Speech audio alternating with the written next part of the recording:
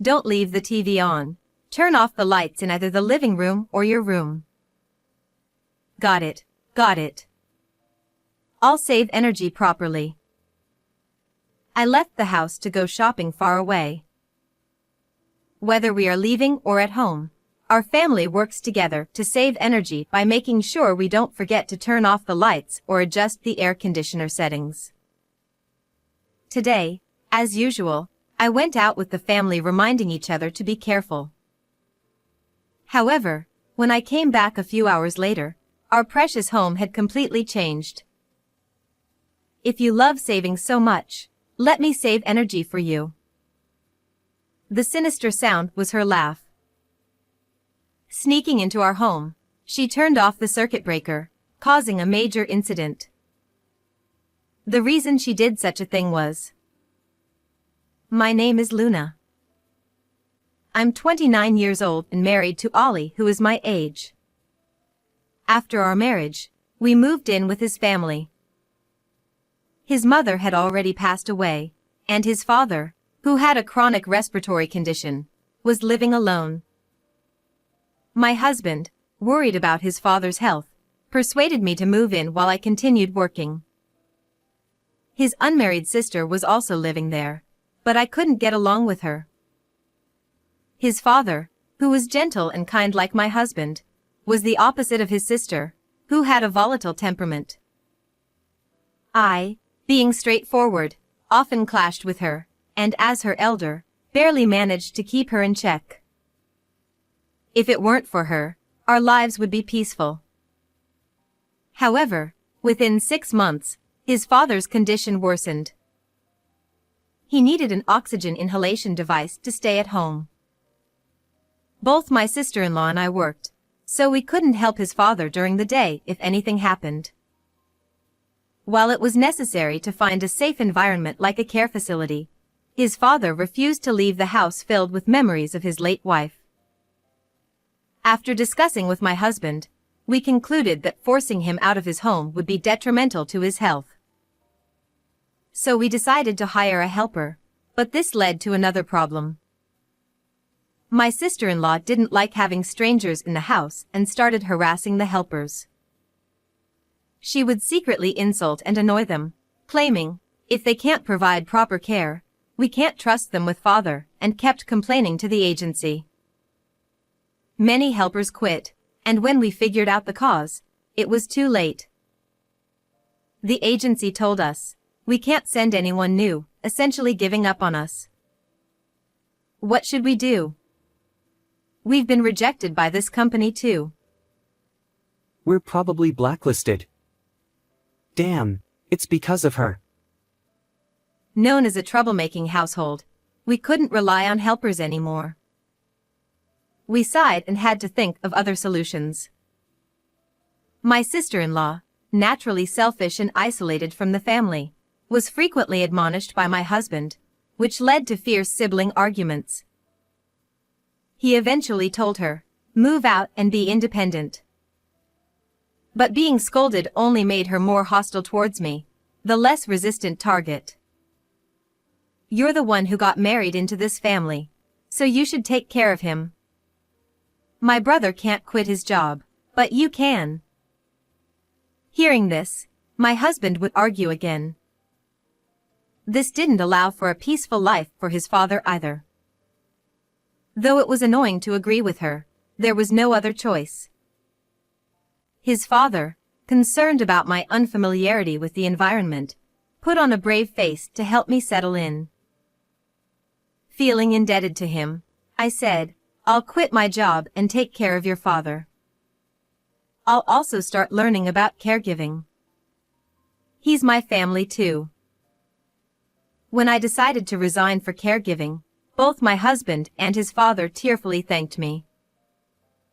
Learning about caregiving from scratch was difficult, but his father always encouraged me kindly. The only constant was my sister-in-law, who remained at home without helping with housework or caregiving. On her days off, she would disappear, likely going out to have fun. Though I spent more time at home, with caregiving and studying, it was hard to keep up with everything. Despite dividing chores with my husband, there were gaps, and she would quickly criticize. You decided to do both caregiving and housework, right? You like doing everything yourself, don't you? Whenever I retorted, she would respond with sarcastic remarks. She continued to harass me but would get caught and scolded by my husband. Every time, she would say, "Father is too kind to say anything. I'm saying it on his behalf." Naturally, there was no improvement, and dealing with her constant interruptions was increasingly stressful. I felt immense respect for the helpers who managed to care for his father while enduring her behavior. Both his father and my husband were fed up with her persistent attitude. One day, while secretly discussing with my husband how to encourage her independence, she announced, "I've got a fiancé, so I'm moving out. Bye, Father. I'll visit sometimes." She left suddenly, and while we were taken aback, the house became much more peaceful without her chaotic presence. Though there were discussions about moving his father to a care facility due to his age and condition, I had become more adept at caregiving, so we decided to continue home care. Though she lived with her fiancé, she frequently returned home. "What's for dinner?" "It'll just go to waste, so pack it for me. I'll take it home." It seemed she was relying on leftovers to avoid cooking for her fiancé. Her selfishness remained, treating me like a housekeeper. Don't order Luna around without helping, Anna. Yes, yes. Sorry, Luna. Satisfied? Now hurry and make dinner. She ignored his mild reprimand, brushing it off. Honestly, cooking the same amount as before wasn't the problem. The real issue was the expenses. Despite moving out, she contributed nothing financially while taking advantage of everything, straining our budget. Moreover, she had no sense of saving energy or money. "Anna, please turn off the lights in unused rooms. Are you going to the bath or not?" She lay on the sofa, playing games on her phone, with the TV on and all the lights in the bathroom and changing area turned on but with no intention of moving. Trying to get her to choose between the game and the bath, she glared at me. "Fine. I was just about to go, so don't interrupt me." Always nagging about saving energy like an idiot.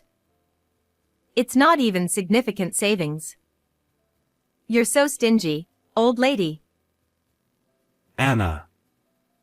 How dare you speak like that? I meant big sister. Don't get mad over a small word. Her retort followed his scolding as she finally turned off the TV and went to the changing area. Though she argued, she listened to our requests. Despite years of work and having a fiancé, her maturity remained that of a rebellious teenager. I no longer expected her to act her age. Our relationship hadn't improved even after she moved out, maintaining tension. I thought energy saving could connect our family, but that too seemed challenging.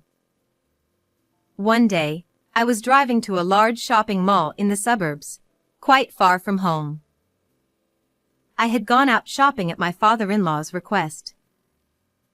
It's not that he can't go out himself, but he needs to carry a portable oxygen tank whenever he does. Though the tank has a trolley, it's still heavy and cumbersome for my elderly father-in-law. Moreover, the nasal cannula makes it evident that he needs oxygen therapy, prompting sympathetic remarks from acquaintances he meets. Tired of being pitted, my father-in-law seldom goes out and often stays at home. Although he had made such requests many times before, my husband usually handled them when he was home. I was careful not to leave my father-in-law alone, but this time, I had no choice but to go out.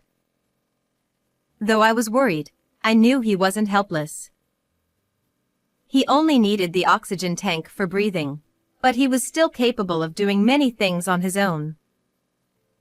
I urged him to use the air conditioning adequately despite our efforts to save electricity, and then I set off for the shopping trip.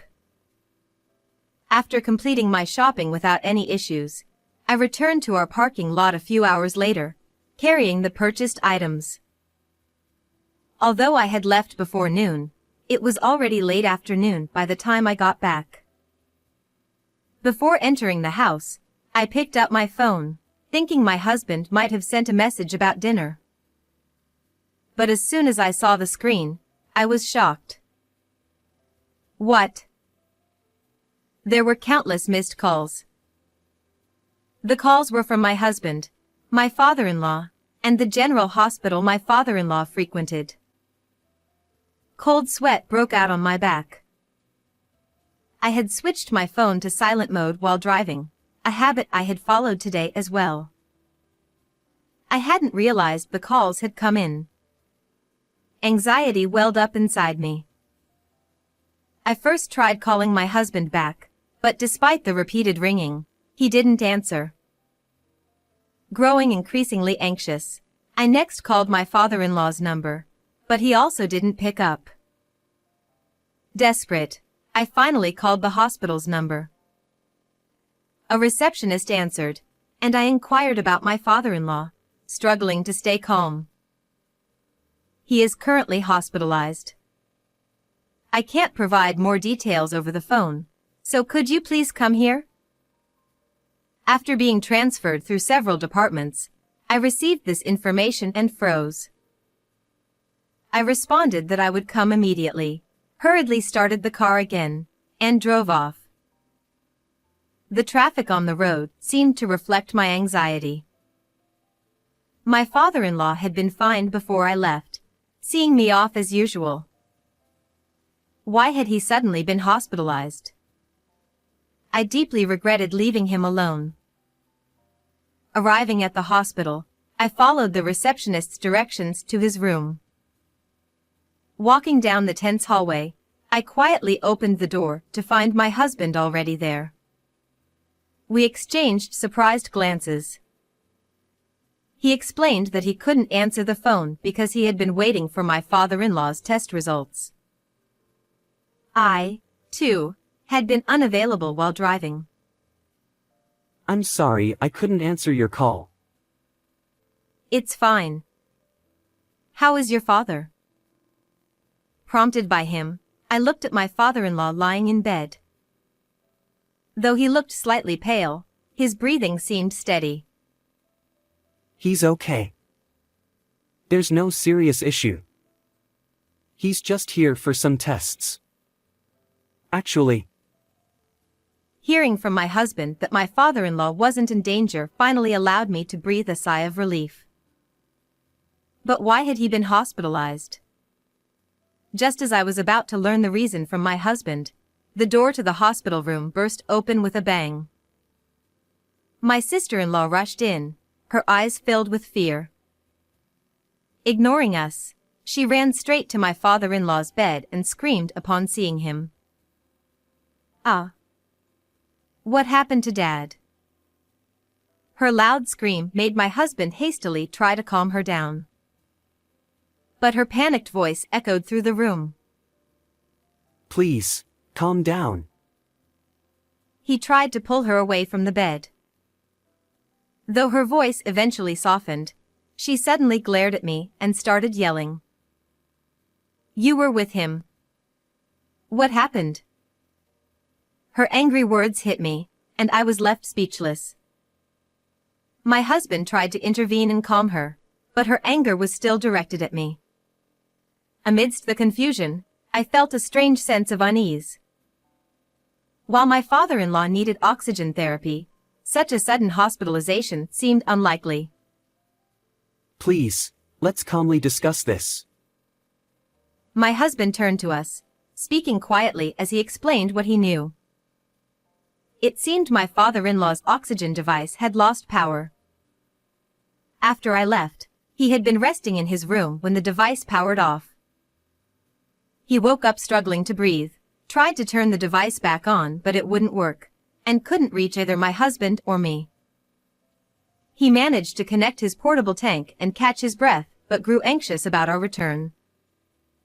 Feeling a headache coming on, he decided to go to the hospital but had no means of transportation. He tried calling a taxi but found his hands shaking too much to dial. So he went to the neighbor's house for help. The neighbor, seeing him, screamed and took him inside, laid him on their living room couch, cooled him with ice packs, and called an ambulance. Only then did my father-in-law realize he was suffering from heat stroke. Thanks to the timely treatment at the hospital, he was now stable. According to the doctor, my father-in-law's age made him less sensitive to heat, and he mistook his symptoms for aging issues. With convulsions setting in, immediate treatment and a few days of observation were deemed necessary. After hearing this, I asked my husband a pressing question. The device losing power. It couldn't have been the plug. We installed it so it couldn't be easily unplugged, right? My husband frowned, looking thoughtful. My sister-in-law remained silent, but her face was visibly pale. You're right. It shouldn't have unplugged on its own. I checked when I went home to pack for the hospital. The plug was still in. What? Then why? His words only deepened my confusion. He had gone home to prepare the hospital bag and checked the device, finding the power off but the plug still in. He now looked at my sister-in-law with a stern expression. Her face, as pale as a ghost, suggested she was hiding something. Before I could comprehend why my husband seemed so angry, he raised his voice at her. You turned off the breaker, didn't you? Say something. His voice echoed through the room, making her jump and start trembling. She opened her mouth to speak but seemed unable to form words. Then my husband pulled something from his pocket. The hospital had called us multiple times, but my husband had been the first to answer. When he went home to pack, he immediately noticed something wrong. The house was unusually hot, and none of the electrical appliances were working. Checking the breaker, he found it switched off. Puzzled, he recalled our home security cameras. We had installed several cameras years ago after a break-in, and they had remained for our safety. Despite our efforts to save electricity, these were deemed necessary. I found this on the cameras. I transferred it to my phone to show you both. My husband showed us the footage on his smartphone. First, what appeared was the familiar entrance to our home. A few minutes after I had left, my sister-in-law showed up. I was surprised to see that she had come to our house, and I couldn't help but glance at her sitting next to me. She used her own key to unlock the door and went inside. Unlike her usual loud self, she was moving around cautiously, almost as if she was checking to make sure no one was around. It looked like she was confirming my absence. My husband operated the smartphone, switching to the camera inside the entrance. The location of our breaker is near the ceiling of the shoe cabinet. My sister-in-law climbed onto the chair we used to put on shoes and opened the breaker cover. What is she doing? Even though I knew what was going to happen, I couldn't help but scream. The camera, which has an audio recording function triggered by sound, captured not only the rustling noises but also her horrifying mutterings. This is the breaker, right? If the fridge stops, that savings freak will calm down a bit, right?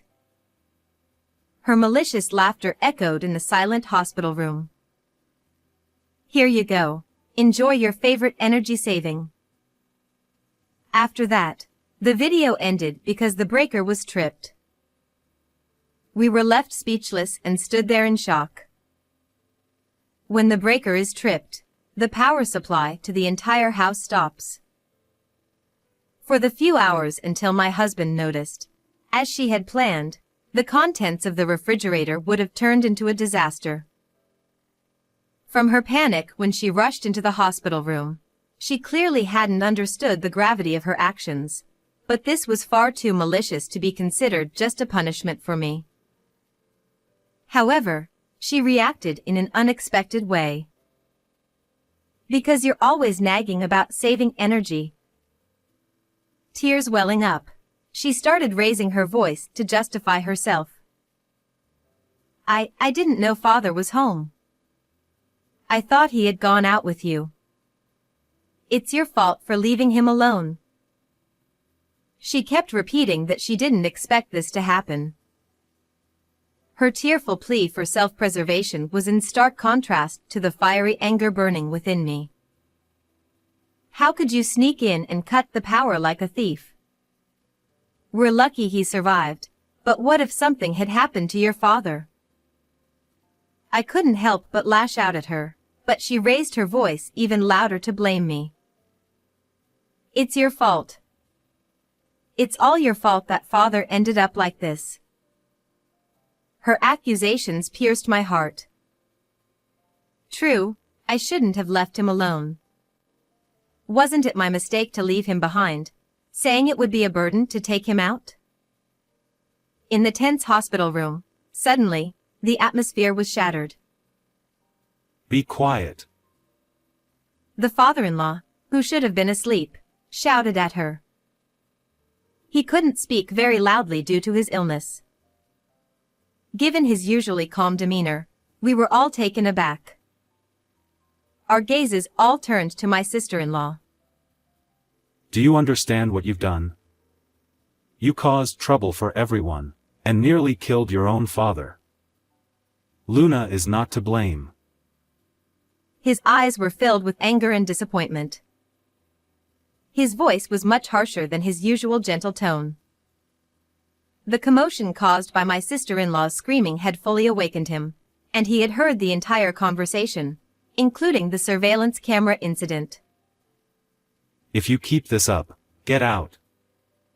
And don't ever come back.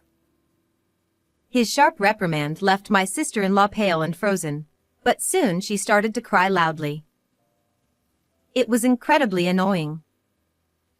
She was apologizing to her father, but he responded, You're a nuisance.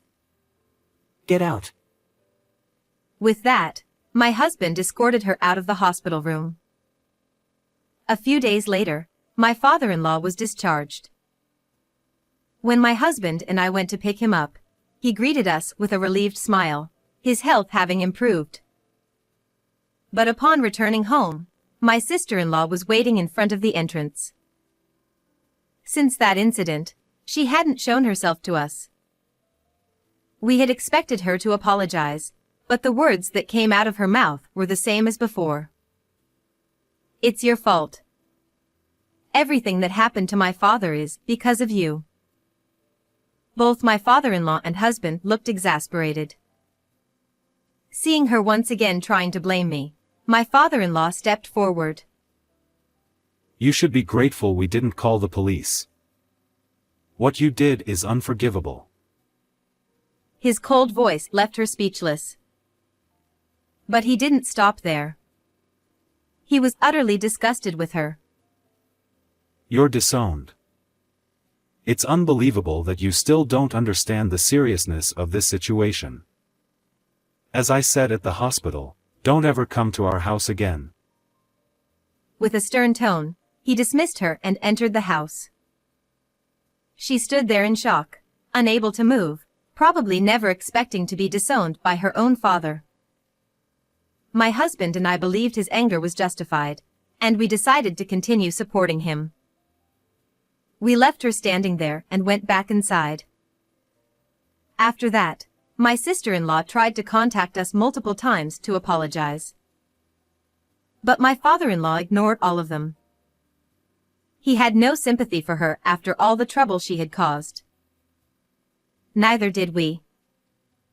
My father-in-law refused to support her financially for her wedding or honeymoon and declared he wouldn't attend the wedding.